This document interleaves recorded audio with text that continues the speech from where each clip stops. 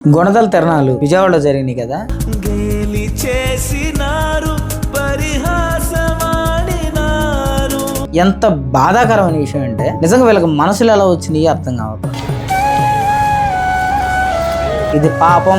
గుణదల తిరణాలు విజయవాడలో జరిగినాయి కదా. ఈ 3 రోజుల తిరణాల్లో మనకు తెలిసినటువంటి సబ్స్క్రైబర్స్ ఉంటారు కదా, వాళ్ళు అన్న ఒకసారి తిరణాలకి ఆ రోడ్డు మీద ఊరిన వాక్ చేయండి అన్న, మీకు కొన్ని నిజాలు కనబడతాయి అని చెప్పారు. సరే ఓకే అనేసి కొంచెం పని చూసుకొని ఆ రోడ్డు మీద వెళ్తూ ఉన్నాను. కొంచెం ముందుకు వెళ్ళంగానే గేలి చేసినారు, పరిహాసమాడినారు.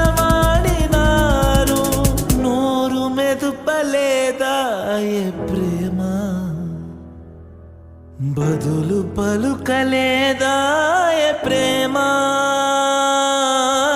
నోరు మెదుపలేదా ప్రేమ, బదులు పలుకలేదా ప్రేమ. ఎంత బాధాకరమైన విషయం అంటే నిజంగా వీళ్ళకి మనసులు ఎలా వచ్చినాయి అర్థం కావట్లేదు. ఇప్పుడు యేసుక్రీస్తు శిలువ మరణ పునరుద్ధానం అనేది క్రైస్తవుల విశ్వాసం, క్రైస్తవులకి ఉన్నటువంటి ఒక ఆభరణం. అంత విలువ కలిగినటువంటి విశ్వాసాన్ని మన యేసుక్రీస్తు శిలువ త్యాగాన్ని రోడ్డు మీద వేసి దాని ద్వారా చిల్లర డబ్బులు సంపాదించుకుంటున్నారంటే ఎంతగా దిగజారారు. సరే, ఆ వ్యక్తి పట్టుదెప్పల కోసం, ఆ వ్యక్తి ఎవరో ఆర్టిస్ట్ అంట. నేను ఆ వ్యక్తిని ఇంటర్వ్యూ చేశాను.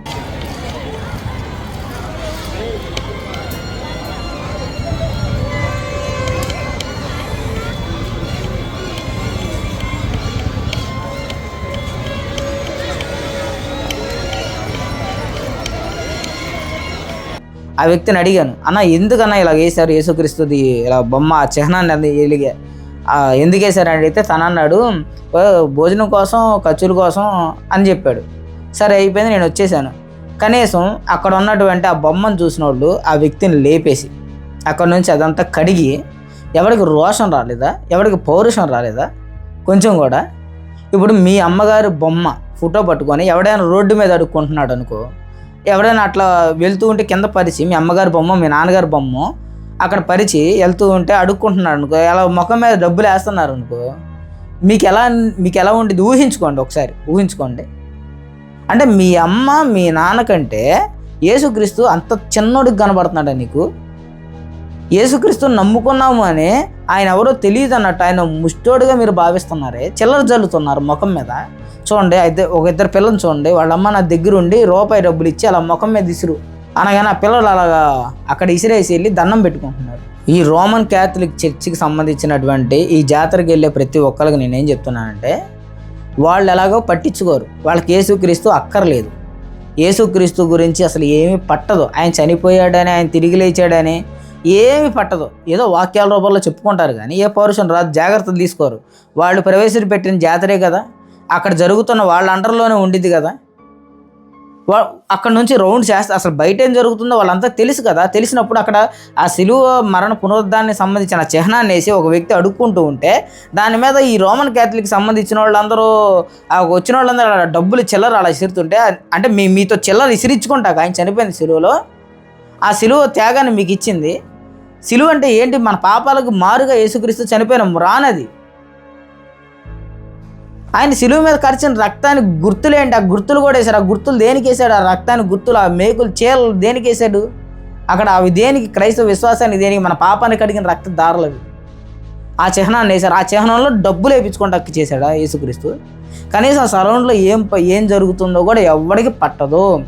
రెండోది, యేసుక్రీస్తు శిలువ త్యాగం వీళ్ళు ఏమీ వీళ్ళకి చెప్పట్లేదు. వీళ్ళందరినీ ఒక గందరగోళానికి గురి చేసి విగ్రహారాధనలోనే మిగిల్చేశారు అని ఒక అభిప్రాయానికి రావాలి. ఇంకా అంతకుమించి చేయగలిగింది ఏమీ లేదు. ముఖం మీద ఆయన చేతి గుర్తుల మీద, ఆ రక్తదారుల మీద అలా జల్లుకుంటూ వెళ్తున్నారు.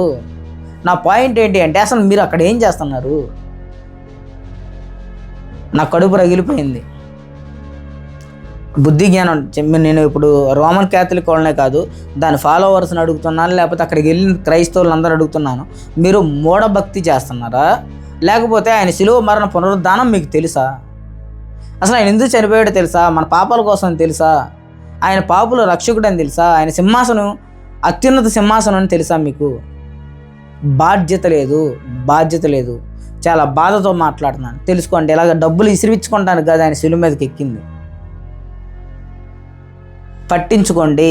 పట్టించుకోండి, లేకపోతే సమాధానం చెప్పాల్సిందే. సమాధానం చెప్పేంత లేదే చనిపోవడమే, నరకానికి వెళ్తారు అని శిలువ మరణ పునరుద్ధానాన్ని వెక్కిరిస్తే అది చాలా తప్పది.